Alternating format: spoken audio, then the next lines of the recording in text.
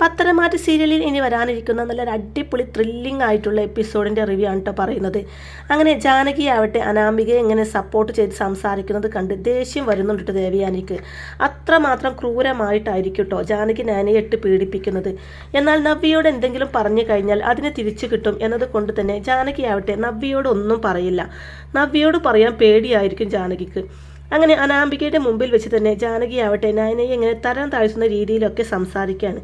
എന്നാൽ ദേവയാനിയുടെ മുമ്പിൽ വെച്ച് ഇങ്ങനെയൊക്കെ ചെയ്യുന്ന സമയത്ത് ദേവയാനിക്ക് അതൊട്ടും സഹിക്കാൻ കഴിയുന്നില്ല.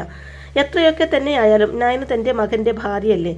അതുകൊണ്ട് തന്നെ ജാനകി അനാമികയുടെ ദാസിവേല വരെ ചെയ്യിപ്പിക്കുന്ന സമയത്ത് നയനയെ വേലക്കാരി എന്ന് വരെ വിളിക്കുന്നുണ്ട്.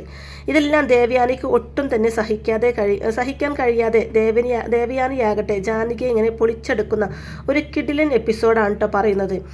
എല്ലാവർക്കും മുമ്പിൽ വെച്ച് ജാനകിയെയും അനാമികയെയും തല കുനിച്ച് വരെ നിർത്തുന്നുണ്ട് ദേവയാനി. അങ്ങനെ മൂർത്തീസ് ജ്വല്ലറിയിലേക്ക് ഇൻ്റർനാഷണൽ കമ്പനിയിൽ നിന്നൊരു പെർഫെക്റ്റ് ഡിസൈൻ വേണമെന്നൊക്കെ പറഞ്ഞുകൊണ്ട് ഒരു കോള് വരികയാണ്. അതേസമയം അവിടെ ഡിസൈനർ പവിത്ര ഇല്ലാത്തത് കൊണ്ട് തന്നെ ആ ഒരു ഡിസൈൻ വരക്കാൻ വേണ്ടിയിട്ട് ആദർശ് നയനയോട് പറയും. അങ്ങനെ ആദർശ് പറഞ്ഞതനുസരിച്ച് പോലെ തന്നെ ആ ഒരു പ്രത്യേക ഡിസൈൻ നയന വരച്ചു കൊടുക്കുന്നുണ്ട്. നയന വരച്ച ആ ഒരു ഡിസൈൻ കമ്പനിക്ക് ഒത്തിരി ഇഷ്ടാവുന്നുണ്ട്.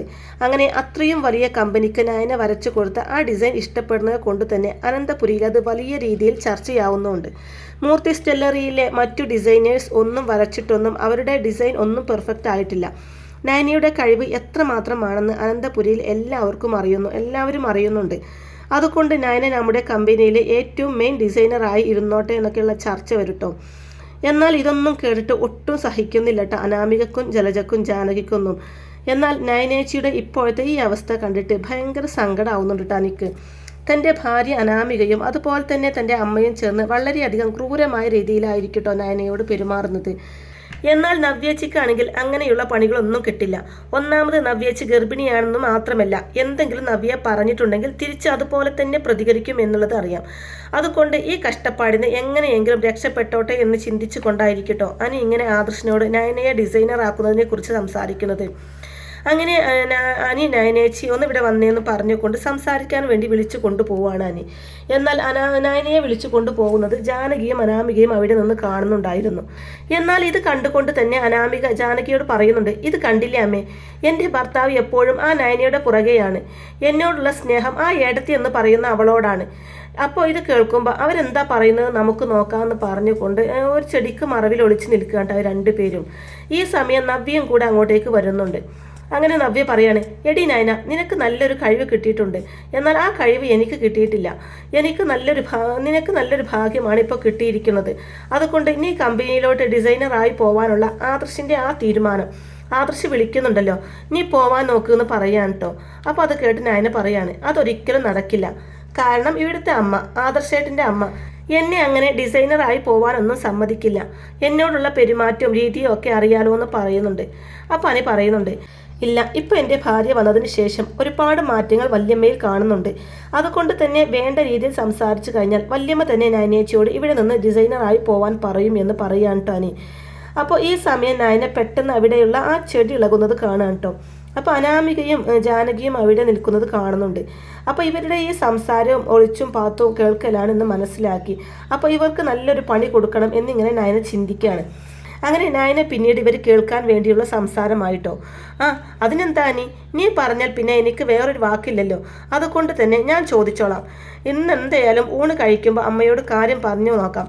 ആദർശേട്ടൻ്റെ അമ്മ സമ്മതിക്കോ എന്തോ എന്നൊന്നും എനിക്കറിയില്ല, പക്ഷെ പറഞ്ഞു നോക്കാം എന്ന് പറയാൻ കേട്ടോ. അങ്ങനെ പിന്നീട് പറയാമെന്ന് ഒരു തീരുമാനം എടുക്കുകയാണ്. അങ്ങനെ എല്ലാവരും ഭക്ഷണം കഴിക്കാൻ വേണ്ടി ഊണുവേശയിൽ വന്നിരിക്കുകയാണ് കേട്ടോ. അങ്ങനെ അവർ ഭക്ഷണം കഴിക്കാൻ തുടങ്ങുകയാണ്.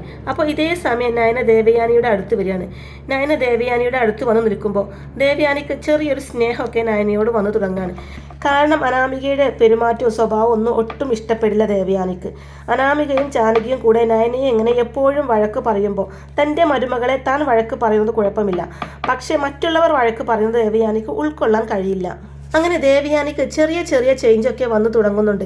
അപ്പോൾ ഇതേ സമയം നയന ദേവയാനിക്ക് അടുത്തെത്തുമ്പോൾ ദേവയാനി ചോദിക്കുന്നുണ്ട്, എന്തിനാ നയന നീ വന്നിരിക്കുന്നത് എന്ന് ചോദിക്കും. അപ്പോൾ നയന, അമ്മ എനിക്കൊരു കാര്യം അമ്മയോട് പറയണമെന്നുണ്ട്. അമ്മയ്ക്ക് ഇഷ്ടമാവുകയാണെങ്കിൽ മാത്രം യെസ് പറഞ്ഞാൽ മതി.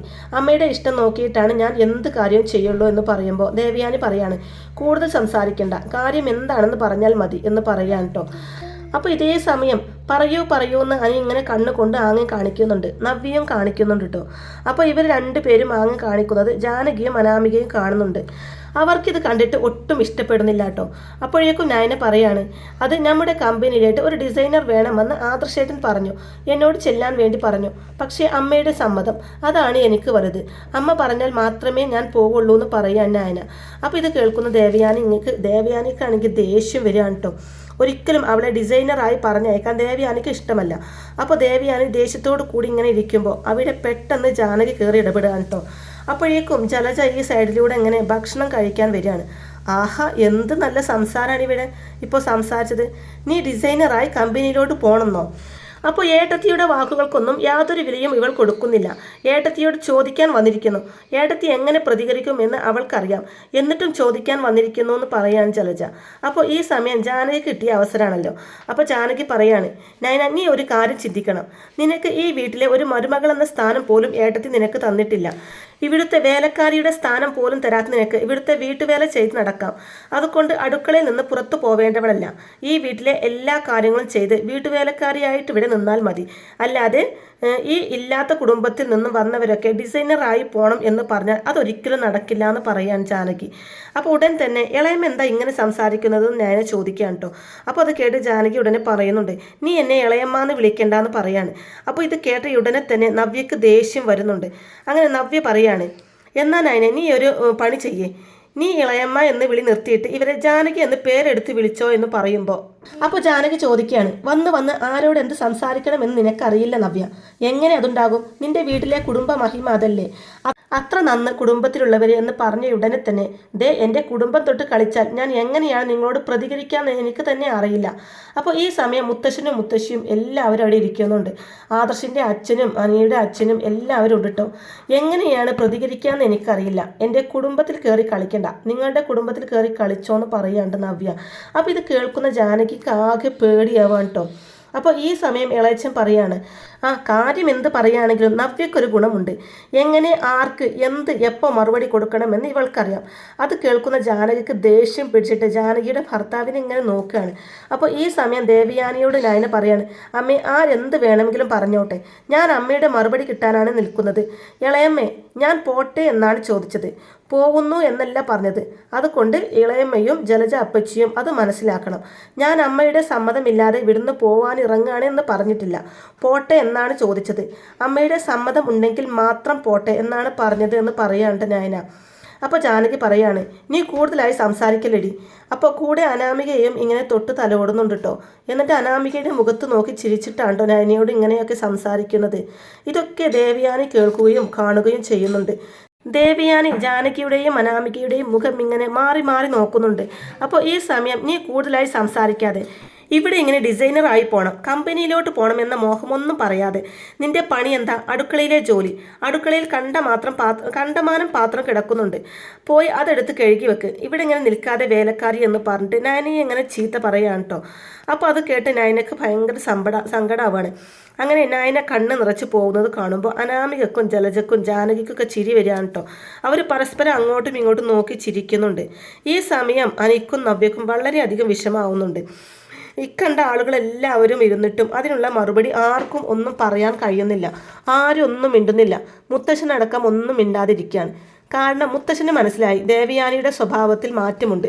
അതുകൊണ്ട് തന്നെ ദേവയാനി തന്നെ കണക്കിന് കൊടുത്തോളും എന്ന് മുത്തശ്ശന് നന്നായിട്ട് അറിയാം. അങ്ങനെ മുത്തശ്ശനൊന്നും മിണ്ടുന്നില്ല. അങ്ങനെ നയന കരഞ്ഞുകൊണ്ട് കിച്ചണിലോട്ട് പോകുന്ന സമയത്ത് ദേവയാനി നയനയെ വിളിച്ചിട്ട് പറയാണ്, നയന നീ അവിടെ നിന്നേ എന്ന് പറയാണ്. അപ്പോൾ ഇത് കേട്ടയുടനെ ജാനകിയും അനാമികയും ഒക്കെ ഞെട്ടി നിൽക്കുകയാണ് കേട്ടോ. എന്തിനായിരിക്കും ദേവയാനി വിളിച്ചത് എന്ന പ്രതീക്ഷയോട് കൂടി എല്ലാവരും ആകാംക്ഷയോട് കൂടി തന്നെ കാത്തു നിൽക്കുമ്പോൾ നയന തിരികെ വരികയാണ്. എന്താ അമ്മേ എന്തിനാ വിളിച്ചതെന്ന് ചോദിക്കുമ്പോൾ നീ നാളെ മുതൽ ഡിസൈനറായി കമ്പനിയിലോട്ട് ആദർശിൻ്റെ കൂടെ നീ പോകണമെന്ന് പറയാണ്. അപ്പോൾ ഇത് കേൾക്കുന്ന ജാനകി പറയാണ്, എന്താ ഏട്ടത്തി പറയുന്നത്? ഈ വീട്ടിലെ എല്ലാ വേലയും ചെയ്യേണ്ടത് അവളല്ലേ എന്ന് പറയുമ്പോൾ അതെ, ഇത് എൻ്റെ മരുമകളാണ്. ജാനകി ഒരു കാര്യം ശ്രദ്ധിച്ചാൽ നന്ന്. നിന്റെ മരുമകൾക്ക് നീ വീട്ടുവേല എന്താന്ന് വെച്ചാൽ കൊടുത്തോളൂ. ഇത് എൻ്റെ മരുമകളാണ്.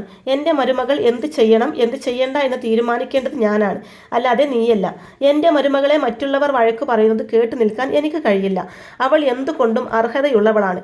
കാരണം ഇന്റർനാഷണൽ കമ്പനിയിലാണ് അവൾ അവളുടെ ഡിസൈന് തെളിയിച്ചത്. അവൾക്ക് നന്നായി വരയ്ക്കാൻ കഴിയും. അത്രയും നല്ല ഡിസൈനാണ് അവൾ വരച്ചത്. അതുകൊണ്ട് മറ്റു മരുമക്കളെ പോലെ ഇവിടെ അടുക്കളയിൽ കിടന്ന് കരിയും പുകയും കൊള്ളാനുള്ളതല്ല നയന എന്ന് പറയുമ്പോൾ മുത്തശ്ശൻ അങ്ങ് കൈയടിക്കുകയാണ് കേട്ടോ. ഇതേ സമയം അനിയും കൈയടിക്കുകയാണ്. അനിയുടെ അച്ഛനും കൈയടിക്കുന്നുണ്ട്.